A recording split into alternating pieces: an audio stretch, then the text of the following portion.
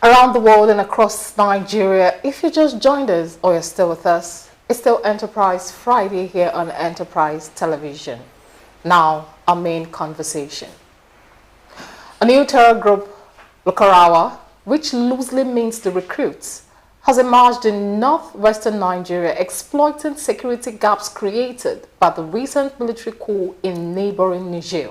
The coup in Niger, which led to President Mohamed Bazoum's removal and the establishment of a junta, disrupted military cooperation with Nigeria and enjoined border security operations. And this breakdown, as the story goes, allowed the Lakurawa group to infiltrate remote areas of Sokoto and KB state from Niger and Mali, where they began spreading their ideology. They were initially welcomed by locals who misunderstood their intentions, but Lakurawa have since taken advantage of Nigeria's vast undergoverned rural areas to hide and evade security forces carrying out attacks on communities and travelers. And these actions echo those of other terror groups commonly known as bandits in the region, which engage in violence, kidnappings, and ransom demands. And to do justice to the story we have on our decks this morning, we have Great Imo and Alester Wikos, both public affairs analysts and commentators. Good morning, Great Imo. Good morning. My pleasure to be here. Yeah, thank you so very much. I'm glad to have you back. Yes. Alester Wikos, good morning. How are you doing this morning? Good morning for having me. My pleasure. Thank you. Okay. Beautiful. Beautiful. Starting with you, Great Imo, looking at this recent development and from the Niger Republic infiltrating down into Nigeria and our security operatives, what can we say they're doing about this? Could we say they are actually putting their intelligence to work at this point, or we would say they are actually cooperating with these people in court or this Lakurawa groups to make the north unstable and not habitable for Nigerians? Well, my thinking is that whether it is Boko Haram, whether it is the Touchy group, whether we call them bandits, whatever name we call them, it has become a part of our major security challenge. We have grappled with that for at least over 15 years now. Since 2009, it has become obvious that this is a major security challenge in Nigeria. And the idea of trying to blame it on the new government in Niger doesn't make sense to me. Since the fall of Gaddafi in 2011, the crisis has exacerbated and has spread throughout the Sahel. And northeast of Nigeria, which is our home in the Sahel, has been part of that crisis. We have known about it, we have one group after the other, splinter groups. So for me, it is no longer whether it's a new group, it is about the strategy I'm employing to deal with the issue. For example, I am not trying to impress or to praise any of this country, but I pay close attention since the military coups in Niger, Mali, and Burkina Faso. It's not as if these terrorist organizations have not also been giving them problems. But I can tell you that they have changed their approach. Recently, I watched a documentary on how Ibrahim Traore of Burkina Faso have re-strategized their effort to dealing with this issue. They are using drones now. They have drones from Turkey. They have some APC armor personnel carriers from China. They have combined all of this data, and they've also gone ahead as creating volunteer forces in the communities neighboring the area where they see, so that where government, the officials, non-military officers, not enough to they got communities near these violent areas to get trained, get support, so that when there is an attack, they are the first line of defense. Then the security officers come in with the drones and recently realized a lot of those people who came to attack one of those communities because they are operating. And you look at it, it's cheaper. Recently, I still heard that the Nigerian army is about to acquire some military aircraft. Well, there's nothing wrong with that, but how can you be buying Tucano at $2 billion and all sorts of embargoes are placed on it? You need to meet this criteria, you need to meet this criteria before you can have near $100 million drone, large drone and surveillance drone can do a whole lot across the length and breadth of Nigeria. It is cost effective. These guys do not have, they don't have a match and they respond to it. So for me, it is, we can't keep doing the same thing over and over and expect different results. I really do not want to go into talking about the real problem. I've repeated it over and over that these are actually symptoms of the real problem. Look at those minds that we saw in the Nigerian courts the other day. Those children have no job, they have no skill set, no apprenticeship of any kind.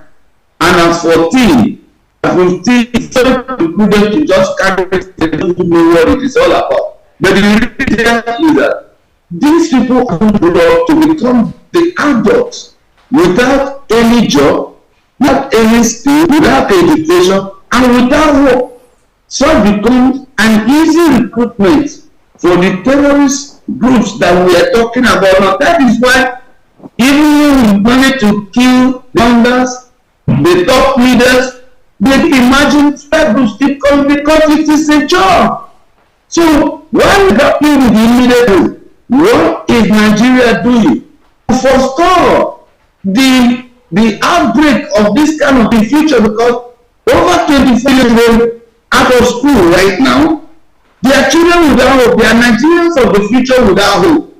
How are we going with it? So we call for concern, and this is why we need to re-strategize. We have to stop using the little resources we are buying private jets, buying yachts. No, we should be investing this Nigerian youth today. Otherwise, what is going to be ahead, we may not be to obtain it. Okay. Thank you so very much. Mr. Wilcox, you would agree with me. There used to be a time when the Nigerian military was up to par. We stood in the gap against insurgency like this in other countries with ECOMOG, and Nigerian military were highly praised around the world.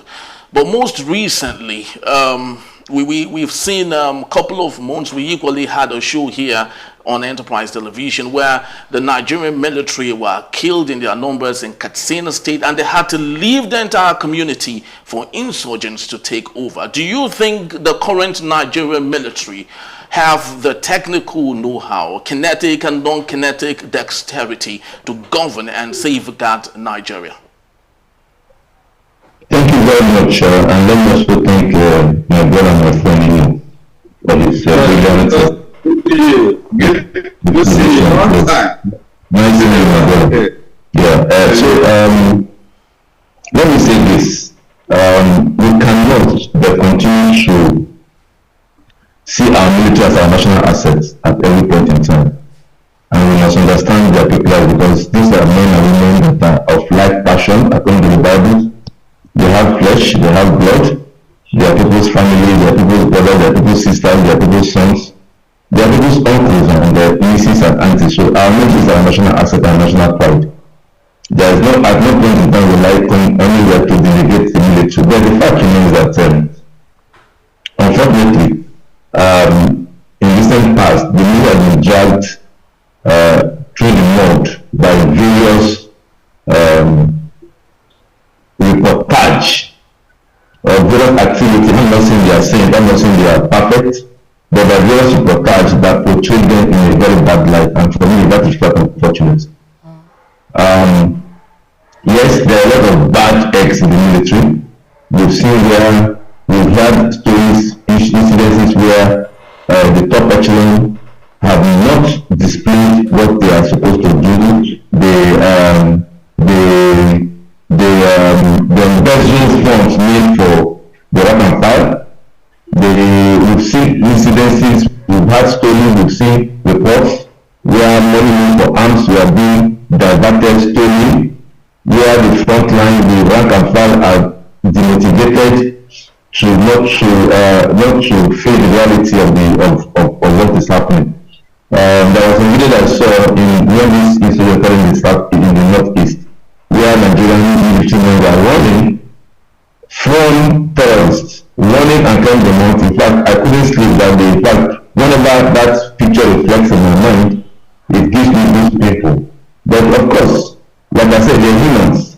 Nobody will see a flock of 10,000 men in motorbikes and with APCs, and you are just maybe 100 with no arms, and you stand. You first of all preserve yourself.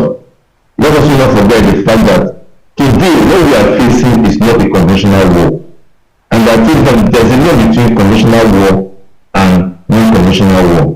We are facing what's non-conventional war, and any war that is not at ideological base is not part of what you can use to measure the strength of the military. Because there have been a lot of incidents where even the army, even the military is criticized, or there are wrong judgments that have resulted in civilian, in non-combatant casualties. And at that point, nobody remembers all the exploits. What we remember is what happened that day. Yes, regrettably, because nobody will want their loved ones, innocent loved ones, to be killed or to become casualties of what they are not privy to. But they understand what they are going through.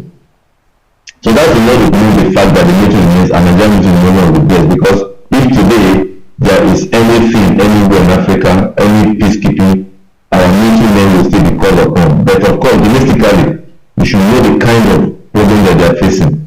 Now, having said that, I've not been able to get the real gist of this new so-called, this new group.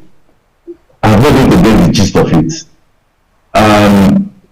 The press release I read was not making quite a better of sense to me.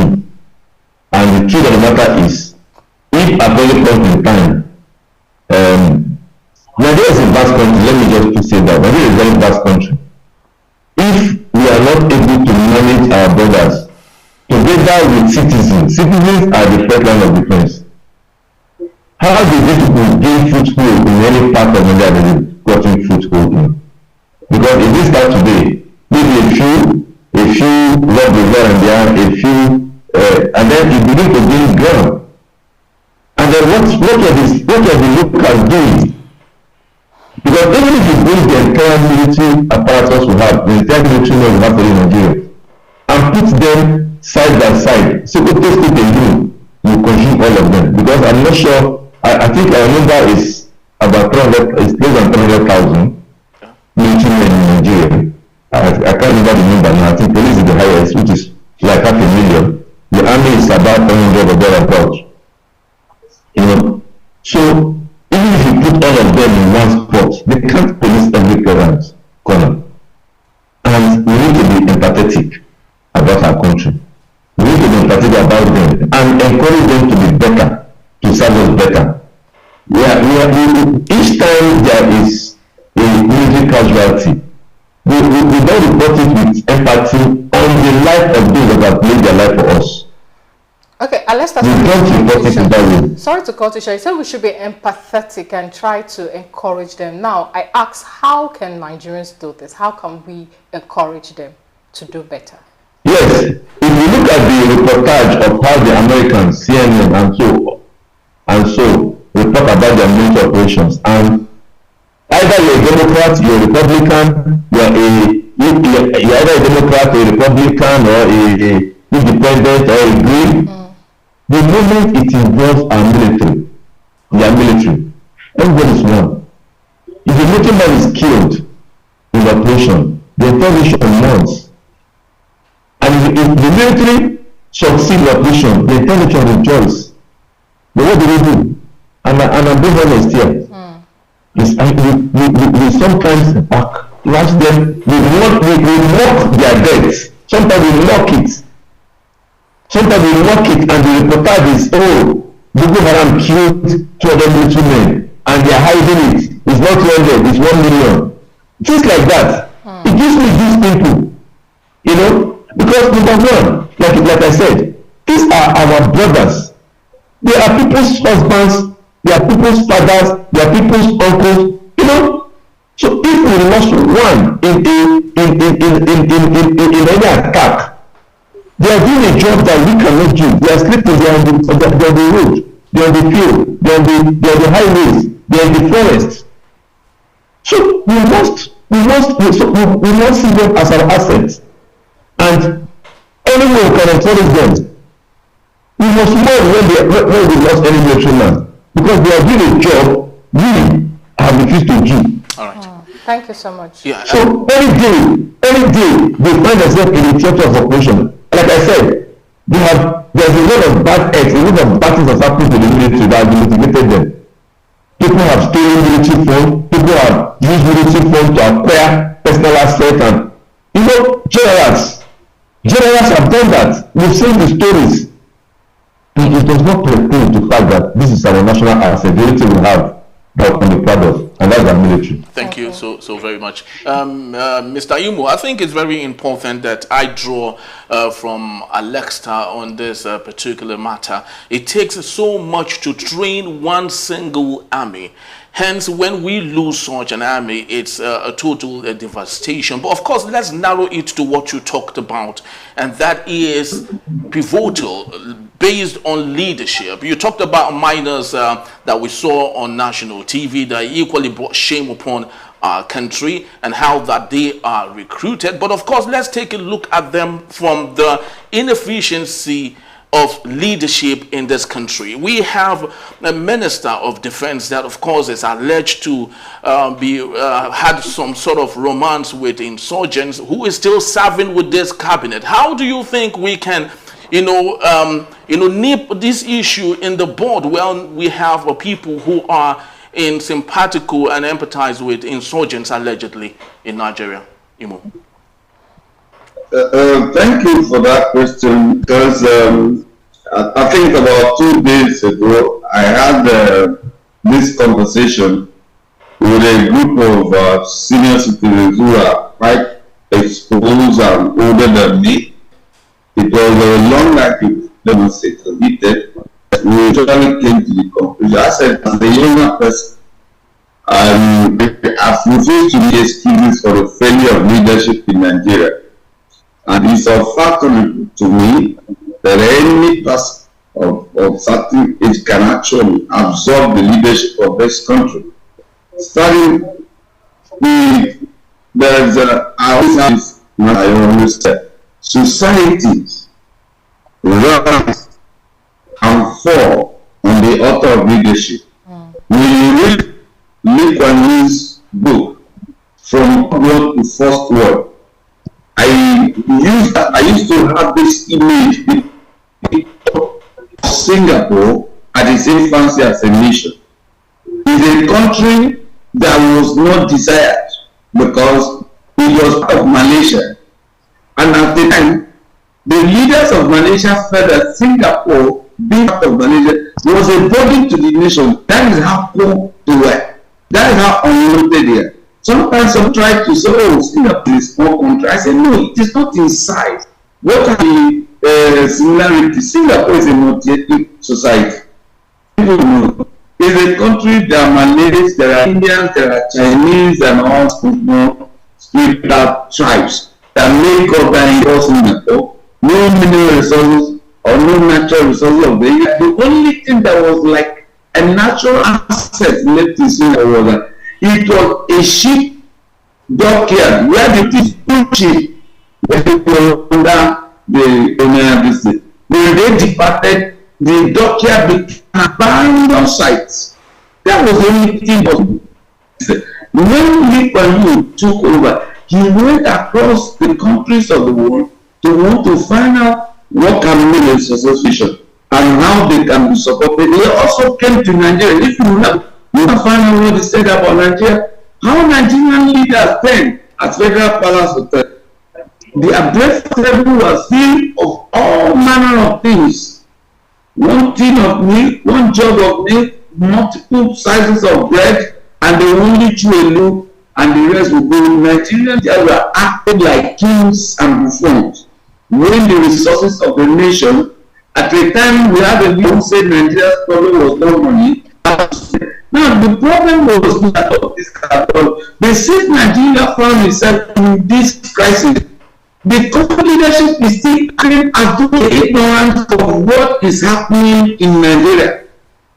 Sometimes I see them as people living in a bubble, literally numb. They are in the world of their own, because the more Nigerians play, the more Nigerians say, think about this, the more they act like, what are you saying? People are going hungry, desperate. The minimum wage is 70,000, that's 60 liters oil. And some people, they are acting like doing Nigerians a favor. In fact, let me tell you, if you listen to the Chief of Defense, CDS, about 2 months ago, if you listen to what he said in an interview he granted to the Nigerian journal, he said some very, very succinct things that Nigerians pay attention to. He said the kinetic that is required in finding solution to insecurity in Nigeria is just about 20-25%. The remaining was social factor. The government CDS, I'm not talking about the Chief of Defense right now, he went ahead to measure issues of poverty, unemployment, lack of education, and talked about this thing. That is a man sitting in this government. The people in this government are acting as if they don't know. So for me, the ultimate failure of Nigeria is the failure of Nigerian leaders. What my brother said, you listen to the constitution that took place after the first and second in Nigeria. How the leaders then, the interaction that took place with the rest of them, I saw that documentary recently. The first crisis then was a crisis of leadership. Who was to take over after the Supreme Commander had been confirmed? There was a hierarchy, and then the we had something the military, and after I think by 1989, President Obasanjo tried to restore order. But I'm beginning to see also a lot of politics in the Nigerian, and there are also those who are also not motivated, and all of this is stems from leadership failure, and there's no test going upon. Society rise and fall on the altar of leadership. Thank you so much, Great Imo. Thank you. Alistair Wilcox, please let this be added to your parting shot. What would be your advice to Nigerian leaders and how best they can actually man their borders well so as to handle the present situation? Because if not well handled in the coming years, is going to spell doom for the country. So how best can you advise? I will thank my brother having taken us to Lee Kuan Yew and all that, but the question is, if a Lee Kuan Yew arises today in Nigeria, we will accept him. I mean, if a Lee Kuan Yew today arises in Nigeria, we will accept him, because we will not go the line of I'm an obedient, I'm an ratified, I'm an articulated, and Igbo and Yoruba and Hausa. Now, there are complexities, I tell you. So, we've gotten to the point where complexity is is now key in our national life. And I fear how we are going to get out of that. But we will keep the conversation going. I also believe squarely that a lot has to do with leadership. Because the leaders of today, they are the followers of yesterday. Now, if it's only what you have, it's only what you have as a failure, then you take it as leader. So if you have a poor failure, which you have today, if you have a poor citizenry, yes, I agree that structure is everything. If you have a poor citizenry, I don't know what to take it for leadership. because it will be at home tomorrow. Those who are there today, they are told that yesterday, day before yesterday, years back. So what have you brought to the table? We all shouted, we want the young ones, we want the youth. We've had several youths in leadership. Yaya Bello was the youth, Igredo was the youth, all these Lakurawa was the youth when he was governor. Igredo was the youth. We have so many of them youths. What was their record in governance? Now, you see, so I think we have a duty.